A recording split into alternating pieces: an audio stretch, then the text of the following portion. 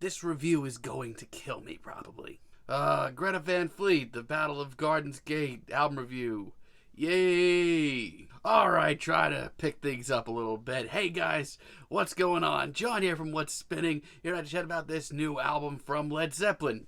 It's Greta Van Fleet, apparently. Michigan-based hard rock and blues rock band. You may know these guys from trying to bring back the sounds of old classic blues rock, mostly Led Zeppelin. And you know what?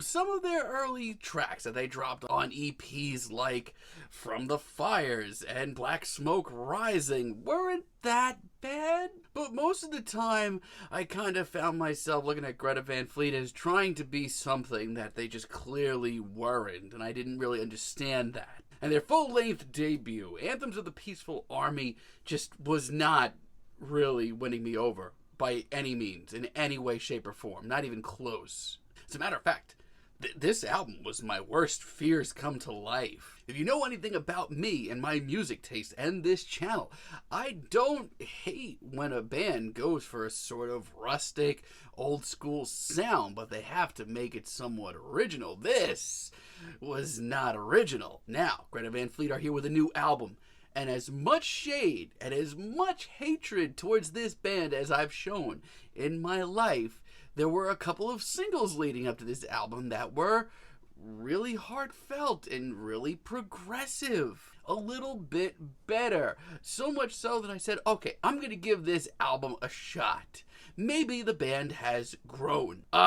No, they really haven't. But this album's intro, Heat Above, I just can tell you right off the bat, this is going to be really tough for me. I mean, this is awful right off the bat. This is one of the least likable tracks this band has ever dropped. I mean, Jesus Christ. I mean, this might just be me. I would rather hear them in a more upbeat environment and break out an actual bluesy jam than this cheese fest here. Even these vocals are just all around not doing anything for me. I'm sorry. For me, it's not even the fact that they're ripping off Led Zeppelin. I mean, almost everything nowadays has influences based in the past. That's fine. That's totally normal. But A, they are blatantly ripping things off with no hope in sight. And B, more importantly, for me at least, there's no heart to any of this. This is genuinely one of the worst rock tracks I've heard all year. Oh dear. Then we have My Way Soon, and you know what? In retrospect, I probably like a track like this a little bit more from Greta Van Fleet. I do. This is just not good. Everything sounds so recycled, so reused. This sounds like, material that classic rock bands didn't want. It also just doesn't progress. It starts up, it revs up, and just gets stale really quick. And you know what? I'm just going to come out and say, I don't know if it's just me, but I think Built by Nations is the worst track here. How does this sound so stale, so dated? Already, it just came out less than a week ago. They don't even sound like a good Led Zeppelin cover band here. If I heard these guys at a bar somewhere for $5, I would ask for my money back. Tears of Rain is also really rough, like really, really rough. This is the last thing I want to hear from Greta Van Fleet, them stripping things down for a more ballad-esque track. It's just not what I want to hear. Things just go from awkward to really sad and pathetic very quickly. I have literally nothing to say about this, and I feel like I'm half-assing this review, but I have nothing to say. Nothing stuck out to me. Now let's address the elephant in the room. They have grown maybe a little bit in my eyes, because some of the singles on here are really, really good. Broken Bells. I don't hate this.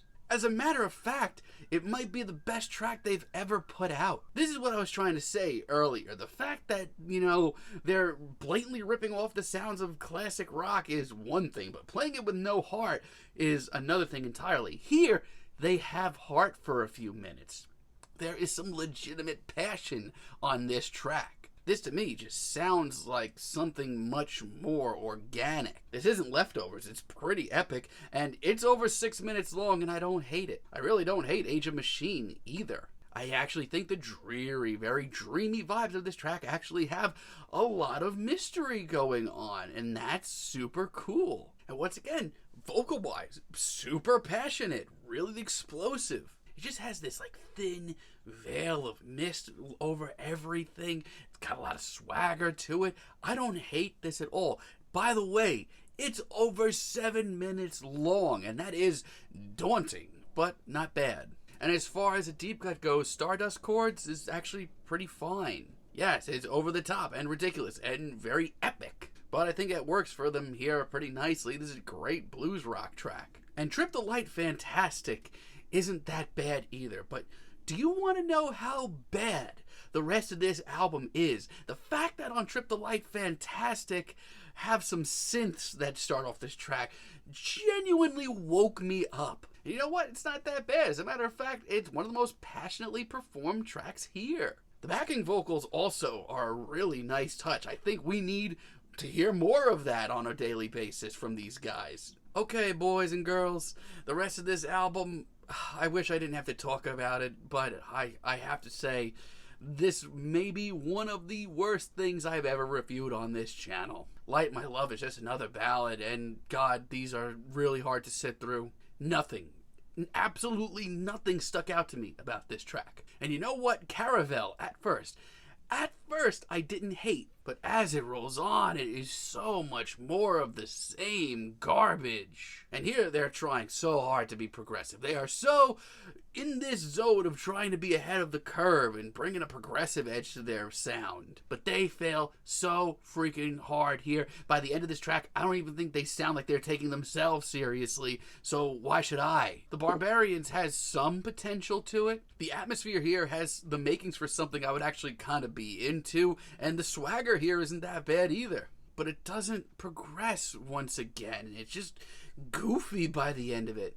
And the Weight of Dreams, I mean, for their sound, this isn't that bad, I guess. I don't even know anymore. This album is well over an hour long, and while, you know what, usually I don't think this would be a bad finale, I am exhausted. I'm sorry, you may be into this, but no, this is certainly not for me. So you know what, Greta Van Fleet, you got me so good.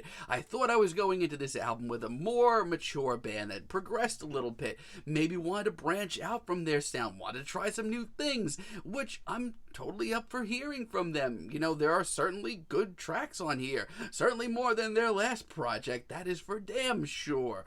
But the majority of this album is passionless, heartless garbage. The ballads here are so cheesy and aren't sexy or beautiful in the slightest bit. And the progressive moments on here, I don't even think they can take themselves seriously. So why should I? I'm feeling a strong 3 on this album, but let me know what you guys think down below. If you like the video, be sure to give us a like, give us a subscribe, and let me know down below what you would like for me to chat about in the future. And until next time, have a great day, guys.